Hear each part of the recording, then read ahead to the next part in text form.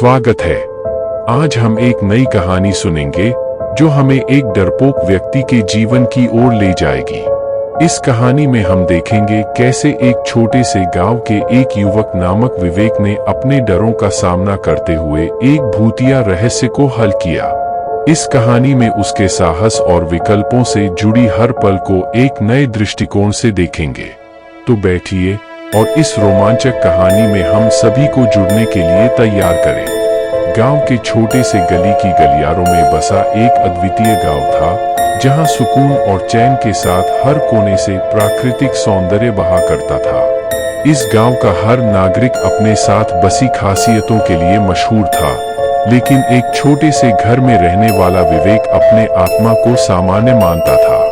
विवेक की डरपोकी।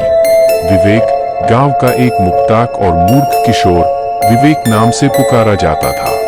वह अपने आप को अलग महसूस करता था क्योंकि उसकी सोच विशेष थी। उसे छोटे से ही डरपोक होने की आदत थी और उसकी चंचल दिमागी शक्तियों का उपयोग उसके खिलवाड़ के रूप में होता रहा था। एक दिन गांव में एक अजीब अफवाह फैल गई कि नदी के किनारे एक भूत बसा हुआ है जो किसी को भी मार डालता है या अपहरण कर लेता है, लेकिन इसका कोई सबूत नहीं था। अद्भुत मिथक का खोज। एक रात जब विवेक अपने दोस्त के जन्मदिन से लौट रहा था, रात का अंधकार बहुत ही घना था।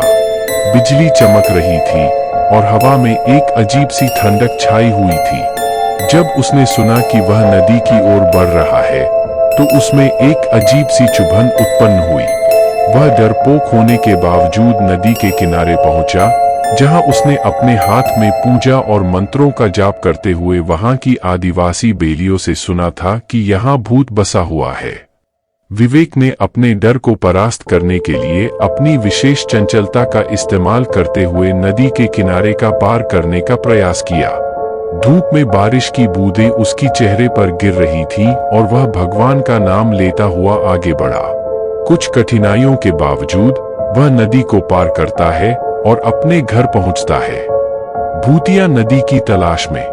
अगली सुबह जब विवेक अपनी बिस्तर पर जागता है, तो उसे यह अजीब लगता है कि भूत कुछ नहीं है। उसने खुद को गांव के लोगों को समझाने की कोशिश की, लेकिन कोई उस पर विश्वास नहीं कर रहा था। लोगों ने उसे हंसी उड़ाने की कोशिश की, लेकिन वह अपने मकसद के प्रति प्रतिबद्ध था। सच की पहचान। उसके बाद वह निर्णय करता है कि इस मिथक को खंडित करने के लिए वह इस नदी पर एकांत से सोने का निर्णय लेगा। वह अगली सुबह अपनी एकांत से सफलता की मुस्कान के साथ वहां पहुंचता है। गांव वालों का विश्वास। जब वह गांव के केंद्र में पहुंचता है, तो लोगों के चेहरों पर आश्चर्य और आदर देखकर वह खुश होता है।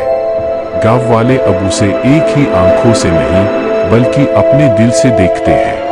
उसे धन और मिठाई के रूप में पुरस्कृत किया जाता है। वह गांव वालों के साथ बैठकर एक एक करके सभी को बताता है कि उस भूतिया नदी की बातें सिर्फ एक भ्रम थे और असलियता यह थी कि वहां कुछ नहीं था। लोग उसकी बातों पर विश्वास करने लगते हैं और अब वे नदी से नहीं डरते हैं। विश्वास और साहस की जीत। इसके पश्चात गांव में एक नई सोच की शुरुआत होती है। विवेक की वीरता और आत्मविश्वास ने सभी को प्रेरित किया है। वह अपने आत्मसंवाद के माध्यम से बताता है कि डर को पार करना संभव है और जो चीज हमें डरा रही है, वह हमारी असलियत में मौजूद नहीं हो सकती। समाप्तियां। इस प्रकार विवेक ने अपनी डरपोकी और मूर्खता को पार करके गांव को एक नए आदर्श की ओर बढ़ने में मदद की। उसने दिखाया कि किसी भी चुनौती का सामना करना संभव है और जो चीज हमें डरा रही है, वह हमारी असलियत में मौजूद नहीं हो सकती। इस कहानी से हमें यह सीखने को मिलता है कि हमें अपने डरों का सामना करना चाहिए और विश्वास रखना चाहिए कि हमारी कड़ी मेहनत और साहस से हम किसी भी मुश्किल को पार कर सकते हैं।